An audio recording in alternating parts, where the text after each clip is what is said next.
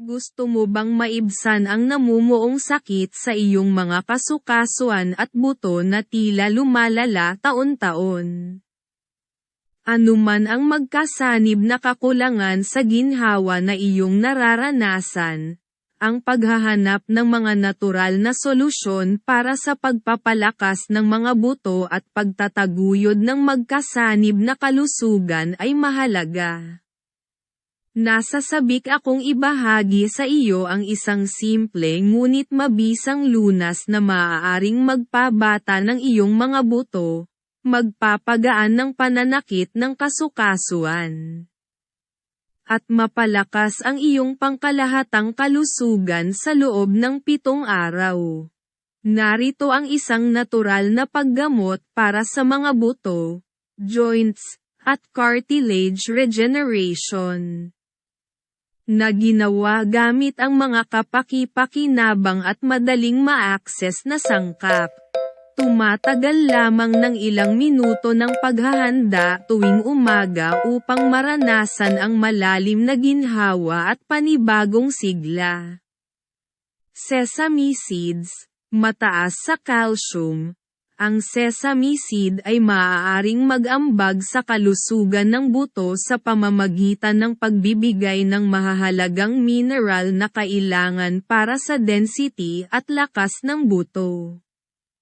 Naglalaman din ang mga ito ng zinc, na sumusuporta sa mineralization ng buto at synthesis ng collagen.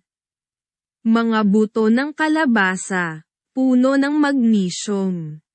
Ang mga buto ng kalabasa ay maaaring makatulong sa pagbuo at density ng buto. Magnesium ay gumagana ng magkakasabay sa calcium upang mapanatili ang kalusugan ng buto at maiwasan ang osteoporosis. Bukod pa rito, ang mga buto ng kalabasa ay naglalaman ng zinc, na sumusuporta sa pagbuo ng collagen at magkasanib na kalusugan.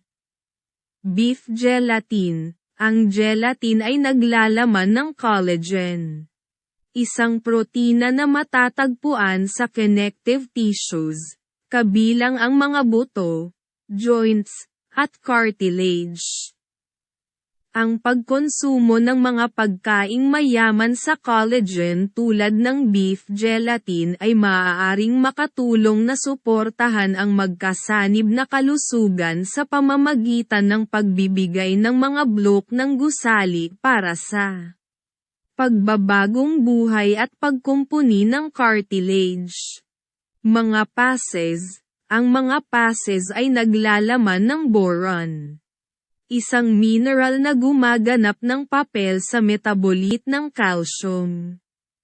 Bilang karagdagan, ang mga passes ay naglalaman ng mga antioxidant na maaaring makatulong na mabawasan ang pamamaga at oxidative stress sa mga kasukasuan.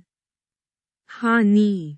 Bagamat hindi direktang nakakaapekto sa mga buto o kasukasuan, ang honey ay nagtataglay ng mga anti-inflammatory properties na makakatulong na mabawasan ang pananakit at pamamaga na nauugnay sa magkasanib na mga kondisyon tulad ng arthritis. Maaari rin itong gamitin bilang natural na pampatamis sa mga recipe na may kasamang iba pang mga buto at pinagsama-samang sangkap. Ang pagsasama-sama ng mga pagkaing ito sa isang balanseng dieta ay maaaring magbigay ng iba't ibang mga sustansya na mahalaga para sa kalusugan ng buto, kasukasuan, at kartilago habang potensyal din na binabawasan ang pananakit at pamamaga.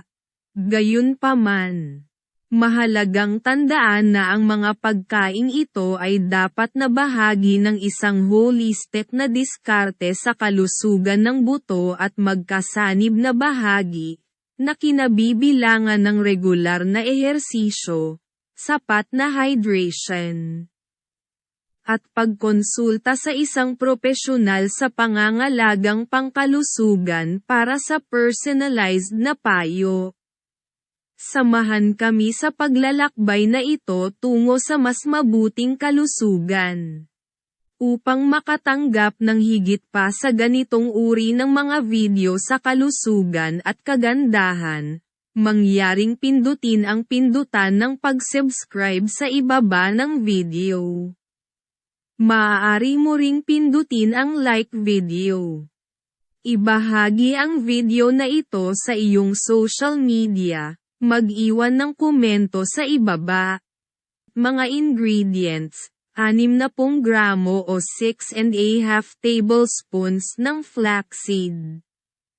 40 gramo o 4⅓ tablespoons ng sesame seeds. 40 gramo o 4⅓ kutsara ng buto ng kalabasa, kilala rin bilang buto ng teak. 10 gramo o kalahati kutsarita ng beef gelatin. 50 gramo o 2¾ cuts arang passes. 200 gramo o 10¾ sa ng natural na pulot. Instruction: magsimula sa pamamagitan ng paghahanda ng iyong mga buto. Gilingin ang 60 gramo ng flaxseed, 40 gramo ng sesame seeds, at 40 gramo ng pumpkin seeds sa isang electric chopper hanggang sa makinis na hiling.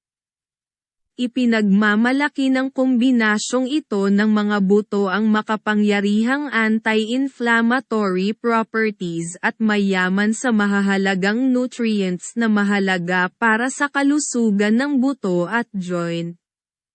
Kapag giniling, ilipat ang pinaghalong binhi sa isang mangkok at magdagdag ng 10 gramo ng gelatin ng baka at 50 gramo ng mga passes. Ang gelatin ng baka ay naglalaman ng collagen, na tumutulong sa pag-renew ng cartilage at joint mobility, habang ang mga passes ay mayaman sa calcium at boron, mahahalagang mineral para sa lakas ng buto. Paghaluin ang mga sangkap ng lubusan hanggang sa maayos na pinagsama. Pagkatapos, magdagdag ng 200 gramo ng natural na pulot sa pinaghalong at pukawin hanggang sa pantay na ipinamahagi. Ang honey ay hindi lamang gumaganap bilang isang natural na pampatamis ngunit nagbibigay din ng karagdagang mga benepisyo sa kalusugan, kabilang ang mga anti-inflammatory at antimicrobial properties.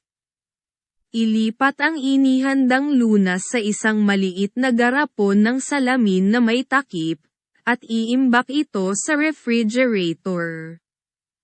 Uminom ng isang cuts arang halo tuwing umaga bago mag-almusal para sa pinakamainam na resulta.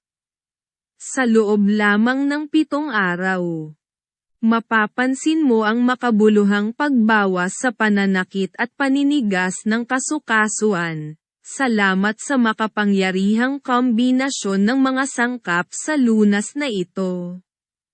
Para sa matagal na benepisyo, ipagpatuloy ang pag-inom ng 1 kutsara araw-araw ng hanggang 30 araw. Magugulat ka sa pagbabagong epekto sa iyong kalusugan ng buto at kasukasuan, na nagbibigay daan sa iyong tamasahin ang buhay ng may panibagong sigla at sigla.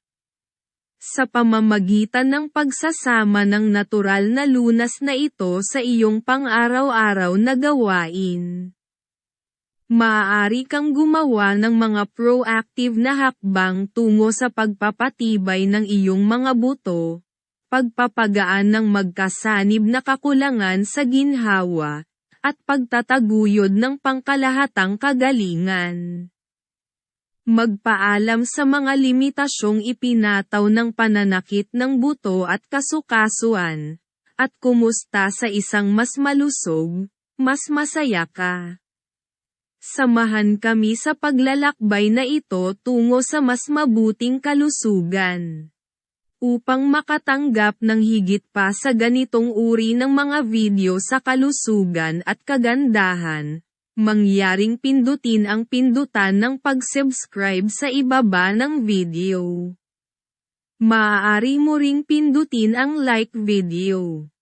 Ibahagi ang video na ito sa iyong social media, mag-iwan ng komento sa ibaba.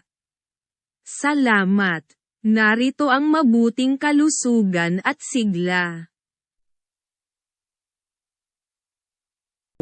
Gusto mo bang maibsan ang namumuong sakit sa iyong mga kasukasuan at buto na tila lumalala taon-taon?